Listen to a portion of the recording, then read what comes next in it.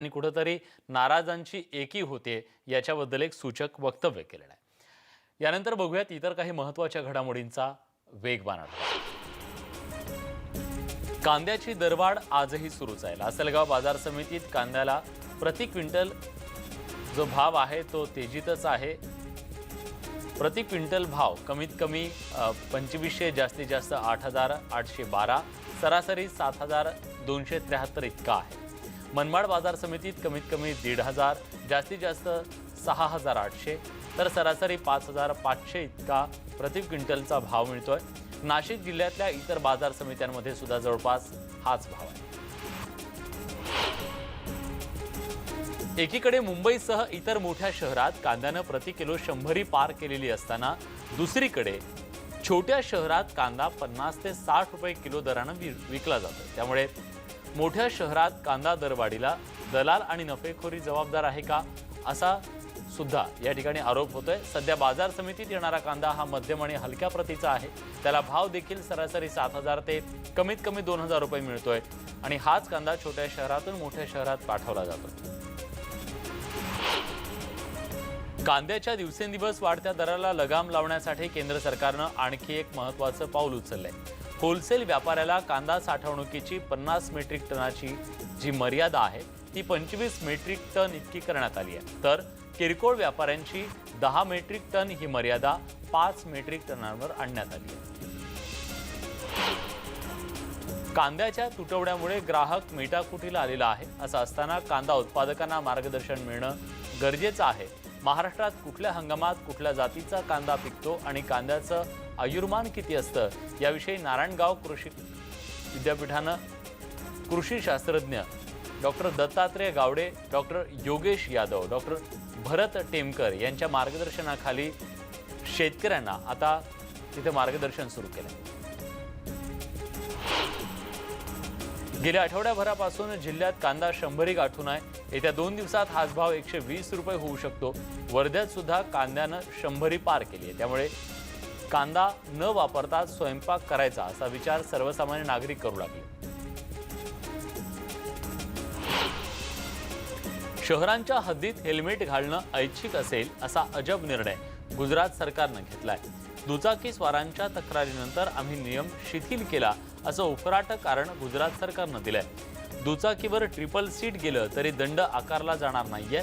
शहराबाहेर जायचं असेल तर महामार्ग असेल तरच हेल्मेट सक्तीचं असेल, पण शहरी भागात हेल्मेटची सक्ती असणार नाही। ज्या देशात वर्षाला 1.5 लाख नागरिक रस्ते अपघातात आपला जीव गमावतात त्या देशातील एका राज्यानं असा निर्णय घेणं हे तर्कबुद्धीच्या पलीकडे आहे असं म्हटलं जातं। येत्या 2 दिवसात शिवसेना, काँग्रेस आणि राष्ट्रवादी काँग्रेस या तिन्ही पक्षाच्या नेत्यांची बैठक होणार असल्याची माहिती मिळते। या बैठकीत मंत्रिमंडळ खाते वाटपाच्या बद्दल चर्चा होणार आहे। जे शपथ घेतलेले मंत्री आहेत त्यांना कुठलं मंत्रालय द्यायचं याची उत्सुकता सध्या शिगेला पोहोचली आहे। मंत्र्यांना वाटप केलेल्या शासकीय बंगल्यावरून मानापमान नाट्य अजून सुरूच आहे। कॅबिनेट मंत्री नितीन राऊत यांना पहिल्यांदा चित्रकूट बंगला देण्यात आला। आता 24 तासात पुन्हा नवीन GR काढत राऊत यांना चित्रकूट ऐवजी पर्णकुटी हा शासकीय बंगला दिला गेलाय। खाते वाटपात आपल्या वाट्याला चांगलं खातं यावं यासाठी काँग्रेसच्या नेत्यांमध्ये सध्या कुरघोडीचं राजकारण पाहायला मिळतंय। महसूल खातं आपल्याकडे यावं यासाठी काँग्रेस नेत्यांमध्ये चढाओढ सुरू आहे। खाते वाटपासाठी काँग्रेस नेत्यांच्या दिल्ली वाऱ्या सुरू आहेत। काँग्रेस प्रदेशाध्यक्ष बाळासाहेब थोरात, अशोक चव्हाण यांच्यात या खात्यासाठी सुरस असल्याचं बोललं जात आहे। राष्ट्रवादी काँग्रेसमध्ये सुद्धा खाते वाटपावरून कलह वाढण्याची शक्यता दिसते। उपमुख्यमंत्री पद आणि गृहमंत्री पदासाठी अजित पवार आग्रही आहेत, मात्र गृहमंत्री पद जयंत पाटलांच्या पदरात पडण्याची शक्यता अधिक आहे। याच कारणावरून राष्ट्रवादीतला अंतर्गत कलह वाढू शकतो। हत्याकांडाला आता वेगळं वळण लागलंय। खटल्यातील आरोपी पारसमल जैन यानं मुंबई उच्च न्यायालयात माफीचा साक्षीदार बनण्यासाठी अर्ज केलाय। पवनराजे हत्याकांड सुनावणी अंतिम टप्प्यात असताना या हत्याकांडाचा खुलासा करणाऱ्या जैन यानं माफीचा साक्षीदार होण्याचा अर्ज केल्यानं एकच खळबळ उडाली। खाते वाटपाचा अधिकार मुख्यमंत्र्यांचा आहे, त्यामध्ये कुठेही मतभेद येणार नाहीत।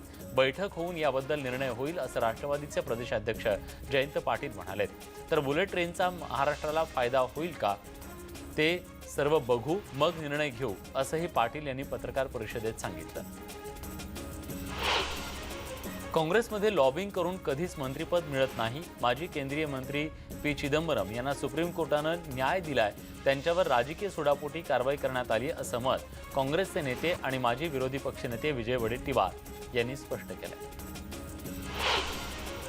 केंद्रीय मंत्रिमंडळाच्या बैठकीत आगामी 10 वर्षात राजकीय आरक्षण वाढवण्याचा निर्णय घेण्यात आलेला आहे. या निर्णयाची माहिती केंद्रीय माहिती आणि प्रसारण मंत्री प्रकाश जावडेकर यांनी दिली आहे. छत्तीसगडमध्ये ITBPच्या जवानानं त्याच्या 5 सहकाऱ्यांची हत्या केली आहे. त्यानंतर त्याचाही मृत्यू झालाय. छत्तीसगडच्या नारायणपूर जिल्ह्यातील कडिनार कॅम्पमध्ये ही धक्कादायक घटना घडली आहे. मजदूर रेहमान असं मृत आरोपी जवानाचं नाव आहे. सोलापूर महानगरपालिकेच्या महापौरपदी भाजपच्या श्रीकांचना यन्नम यांची निवड झाली आहे. यन्नम यांना 51 मतं तर MIMच्या शेख यांना 8 मतं पडली. काँग्रेस, शिवसेना, बसपा, माकप हे तटस्थ राहिले. बसपा शिवसेनेच्या प्रत्येकी एका नगरसेवकाचा भाजपला पाठिंबा मिळाला.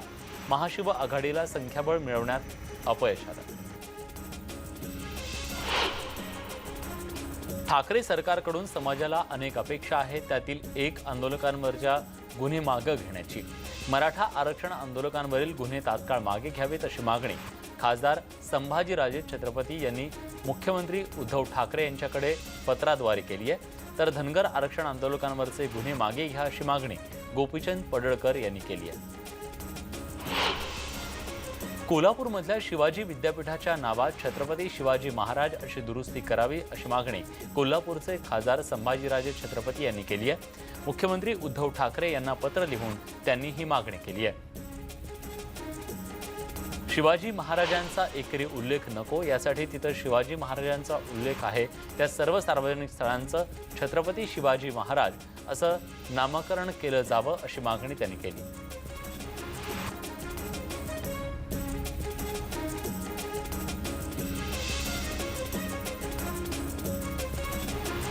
भीषण आग लागली. कॅम्प नंबर 5च्या गायकवाड परिसरातील ट्रान्सफॉर्मरमध्ये आग लागल्यानं नागरिकांमध्ये भीतीचं वातावरण निर्माण झालं. यामुळे 2000 घरांचा वीज पुरवठा खंडित झाला. धनगर समाज आरक्षण प्रकरणी दाखल झालेले गुन्हे मागे घ्यावेत. धनगर आरक्षण आंदोलकांना न्याय द्यावा. धनगर समाज आरक्षण अंमलबजावणी लवकरात लवकर करावी अशी मागणी धनगर नेते गोपीचंद पडळकर यांनी केली आहे. त्यासाठी ते मुख्यमंत्री उद्धव ठाकरे यांची भेट घेणार आहेत. लग्न न झालेल्यांना रेशन कार्ड नाही. भुसावळमधील तहसील कार्यालयातील पुरवठा विभागानं हा एक अजब फतवा काढलाय. भुसावळ तालुक्यातील मनोरखेडा इथल्या रहिवासी अजय जीवराम इंगळे यांनी त्यांच्या वडिलांच्या रेशन कार्डमध्ये असलेलं नाव कमी करून स्वतंत्र रेशन कार्ड मिळवण्यासाठी अर्ज केला होता. मात्र पुरवठा विभागातील संबंधित अधिकाऱ्यानं तुमचं लग्न झालं नसल्यानं तुम्हाला रेशन कार्ड मिळू शकत नाही असं सांगितलं. आमगाव तालुक्यातील किडगीपर गावामध्ये एका शेतकऱ्यानं शेतात 2 बोरवेल्स खोदून पाणी न लागल्यानं खचून जाऊन आत्महत्या केली आहे. अनंतराम लोटनजी हरिणखेडे असे आत्महत्या केलेल्या शेतकऱ्यांचं नाव आहे. विष घेतल्यानंतर त्यांची प्रकृती खालावली. त्यांना रुग्णालयात दाखल करण्यात आलं, पण त्यांचा दुर्दैवी मृत्यू झाला. महापोर्टलकडून घेण्यात येणाऱ्या कनिष्ठ लिपिक पदासाठी मोबाईलचा वापर करून कॉपी करण्याचा प्रकार परभणी जिल्ह्यातील ज्ञानसाधना महाविद्यालयात उघडकीस आलाय. या प्रकरणामध्ये कॉपी करणाऱ्या विद्यार्थ्याच्या विरोधात परभणी ग्रामीण पोलिसात गुन्हा दाखल करण्यात आलाय. महापोर्टल हे सुरुवातीपासूनच वादात राहिलेली पद्धती आहे. त्यात ही बंद करण्यात यावी यासाठी सातत्यानं मागणी होती आहे आणि त्यात असे काही प्रकार उघडकीस आल्यानं अधिकच गोंधळ उडालाय. तर या होत्या आपल्या गावाकडच्या महत्त्वाच्या घडामोडी. बुलेटिनमध्ये आपण इथेच थांबतोय. ताज्या घडामोडींसाठी